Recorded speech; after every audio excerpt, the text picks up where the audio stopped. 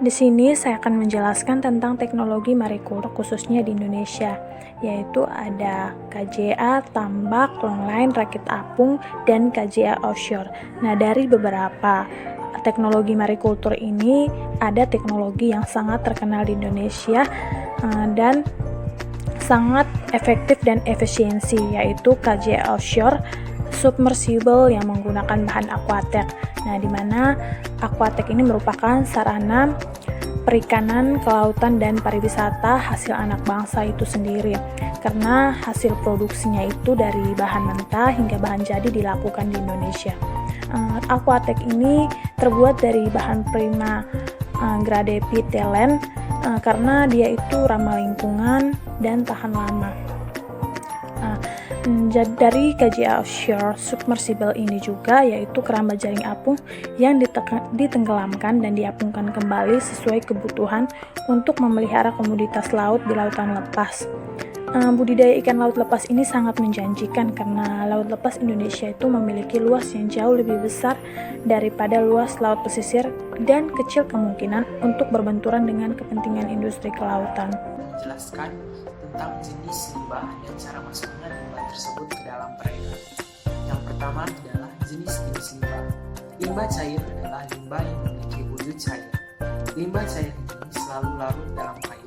Contoh dari limbah cair ini adalah air bekas cuci pakaian, piring, limbah cair dari industri. Limbah padat adalah limbah yang memiliki wujud padat, yang bersifat kering dan tidak dapat berpindah kecuali dipindahkan.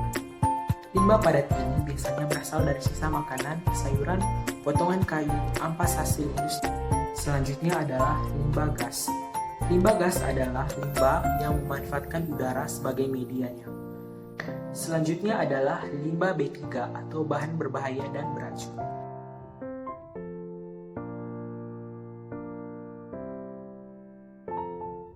Pertama adalah cara masuk dari limbah cair.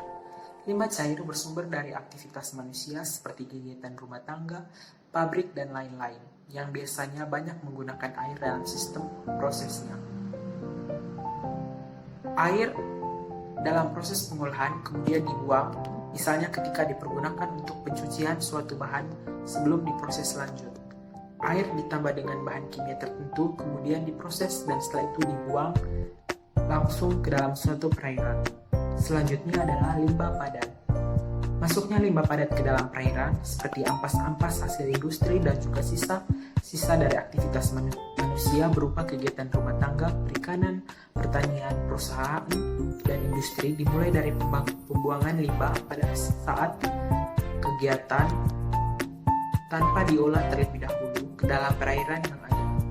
Limbah padat yang masuk dalam suatu perairan dapat menyebabkan turunnya kualitas air. Kita akan menjelaskan dampak masuknya limbah ke perairan terhadap biota perairan, khususnya biota yang dibudidayakan. Limbah-limbah yang masuk ke perairan seperti limbah anorganik maupun organik memiliki dampak bagi biota, yaitu turunnya kualitas bahan baku mutu perairan. Limbah-limbah tersebut dapat meningkatkan penguraian fosfat dan penghambatan pertukaran oksigen dalam air, sehingga kadar oksigen terlarut dalam air sangat rendah. Rendahnya oksigen terlarut berpengaruh terhadap fungsi fisiologis ikan. Limbah yang masuk ke perairan dapat membuat ikan-ikan yang ada pada perairan menjadi terganggu. Selanjutnya adalah dampak fisiologis yang terjadi pada ikan akibat pencemaran. Ada beberapa respon fisiologis yang dapat dilihat akibat dari pencemaran lingkungan, yaitu kerusakan organ pada ikan seperti insang dan hati yang sangat mempengaruhi sistem metabolisme. Terdapat luka dan infeksi pada badan ikan yang dapat menyebabkan kematian. Terliritnya ikan pada limbah seperti limbah plastik yang dapat membatasi gerak ikan, dan kematian massal yang terjadi akibat keracunan limbah pada perairan.